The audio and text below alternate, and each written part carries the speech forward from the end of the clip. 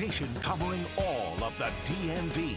This is DC News Now.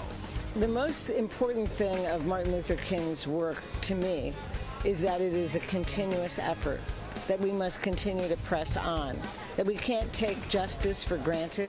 And coming up this morning on DC News Now, 60 years in the making. The March on Washington returns to the district this morning. We're breaking down what you need to know about the history of this day. Plus, a year-long court case comes to a close. The family is very disappointed that justice was not served. Why the family of a special police officer says the man who killed her got off too easily. Also, forced back online. Why a Northern Virginia school district is turning back to remote learning this year. Brittany. And good morning, DMV. It is hot and muggy to start your Saturday, and we're going to be holding on to those conditions as we head through the rest of your day. So definitely keep it here. Check that forecast is coming up. All right, thank you, Brittany. And of course, we start with a live look outside, as we always do, this time over the White House. My favorite cam of ours. This is so picturesque outside. It is beautiful. Things much different than they were last night. Kind of the calm after the storm, but do not be deceived. It is pretty, but it is going to be hot. Good morning, everyone. Thank you so much for joining us on DC News Now. I'm Tosin Fakile. We'll get to our top stories in just a few minutes, but Brittany, it is a beautiful day, but it's going to be a warm, beautiful day. Yes, muggy, hot. That is all in the weather forecast as we head into your Saturday. So if you are going to be heading out, make sure you are staying hydrated throughout your day today. Satellite and radar showing you the entire mid-Atlantic. A cold front slowly dipping down to our south. That will be the trend behind it. We are tracking some muggy condition as we head through your Saturday with a mixture of sun and clouds, and then we're a tad bit cooler as we head into your Sunday.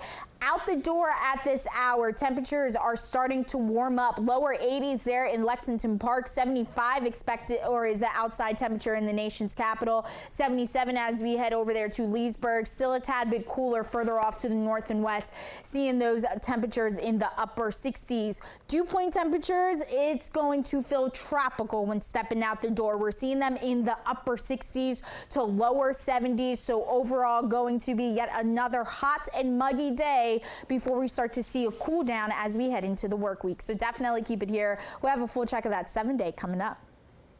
All right, Brittany, thank you. We begin this morning with breaking news. One person is dead, another in critical condition this morning after a car crashed into a home in Prince George's County. It happened at about 2 o'clock this morning on K Court in Laurel. Officials say the crash caused that home to collapse. Rescue crews found one person dead inside, the other person taken to the hospital with life-threatening injuries. Right now, there is no information yet on the person behind the wheel or if they even remained on the scene. This investigation is ongoing. We'll bring you the latest as we learn more.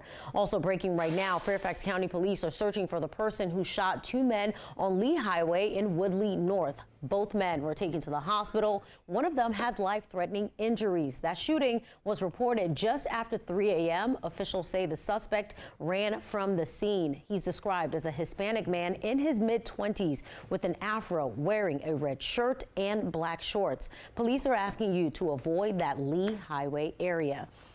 All right, 8:02, and a retired D.C. police lieutenant will spend the next 3 years in prison for fatally shooting a special police officer over a year ago. Jesse Porter killed 25-year-old Marisha Mannion while leading a training exercise at the Anacostia Library. Earlier this year, Porter pled guilty to charges of involuntary manslaughter and unlawful discharge of a firearm. But the Mannion family says justice has not been served. Whether he had got 7 years or he had got the 3 years, it wouldn't have been enough because she's not here. The Mannion family plans to file a civil lawsuit against the District of Columbia and Jesse Porter. All right, developing now how a loaded gun ended up in a teacher's lounge bathroom of a Prince George's County middle school. Well, that's the big question. It was found yesterday, less than 24 hours after the superintendent released a plan for new safety measures for the upcoming school year. Our reporter Yamarie Sase spoke to parents about their expectations for safety in schools. With just a few days away from the first day of school in Prince George's County, my children have actually been homeschooled, so this will be their first year coming back to in-person learning, and I'm so excited.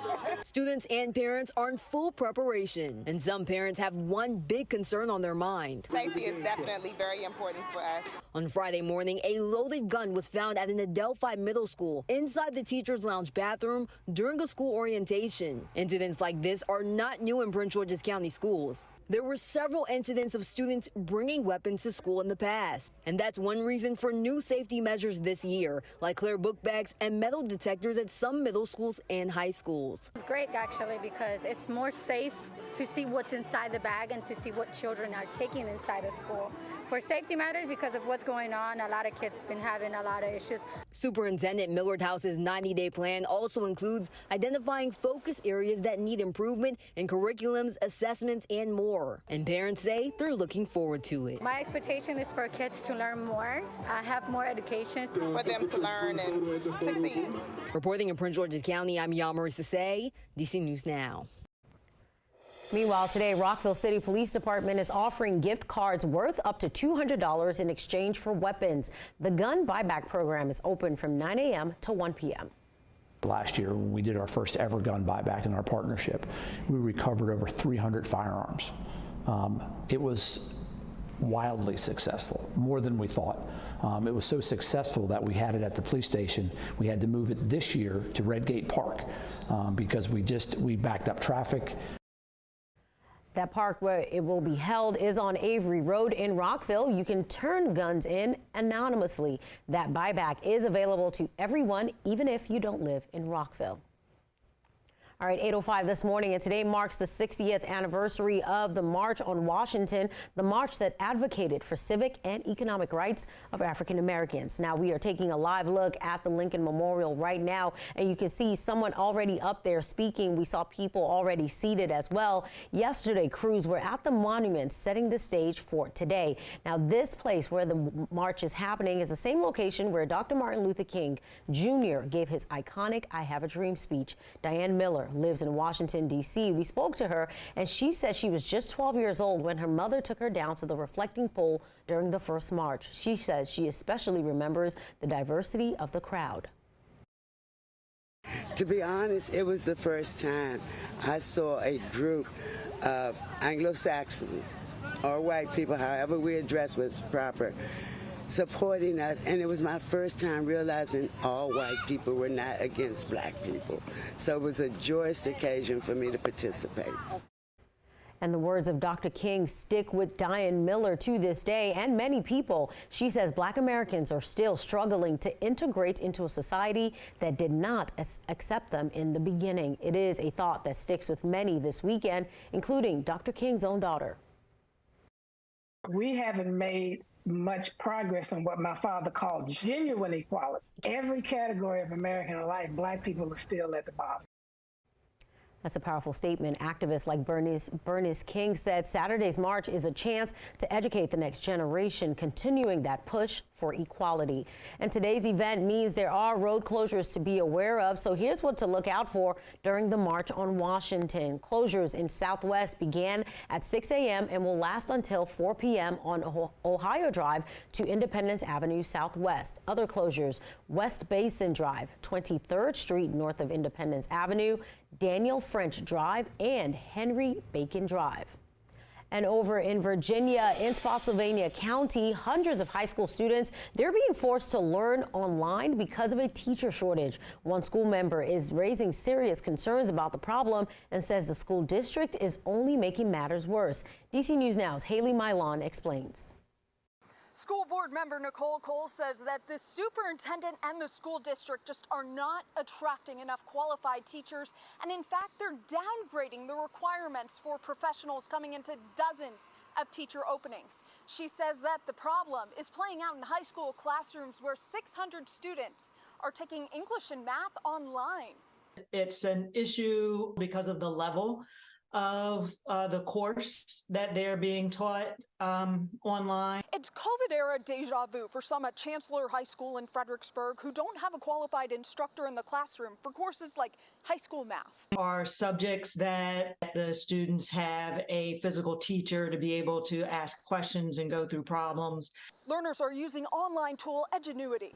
Cole says it's hitting younger kids too. A teacher at one of our middle schools who is teaching the virtual class at another middle school. The most recent official staffing report from August 14th cited 144 licensed teacher vacancies. And Cole says that number misrepresents the problem. Since the spring, the school board voted to change the requirements for dozens of existing positions, meaning less licensed teachers in schools. But it's just putting a body in the class with our students. She says boardroom dramatics are derailing any efforts to entice new teachers. They are restored to the ordinary process. Superintendent Matt Taylor declined to interview with us, but the district released a statement reading in part, quote, "The district continues to recruit highly qualified staff, and we have strengthened our efforts in growing our own educators and building a pipeline of future teachers."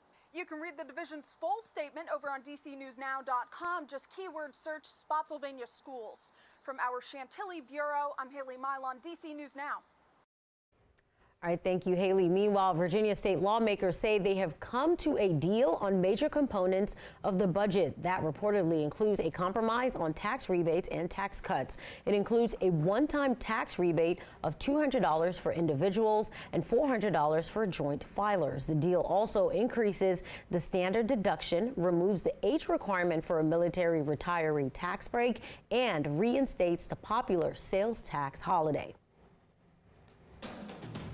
All right, your time now, 8:10, and stepping out the door here in the nation's capital. It is warm and muggy. Temperatures right now in the 70s with that mixture of sun and clouds. Winds are on the lighter side, shifting out of the north at about 8 miles per hour. Then we head further off to the north and west. There in Hagerstown, temperatures are in the lower 70s, still holding on to that mixture of sun and clouds with winds on the lighter side, shifting out of the north at about 9 miles per hour. Now, overall, today is going to be a hot and humid day, and then it looks like showers are in that 7-day forecast, so definitely keep it here. A check of that is coming up. All right, looking forward to that, Brittany. Thank you.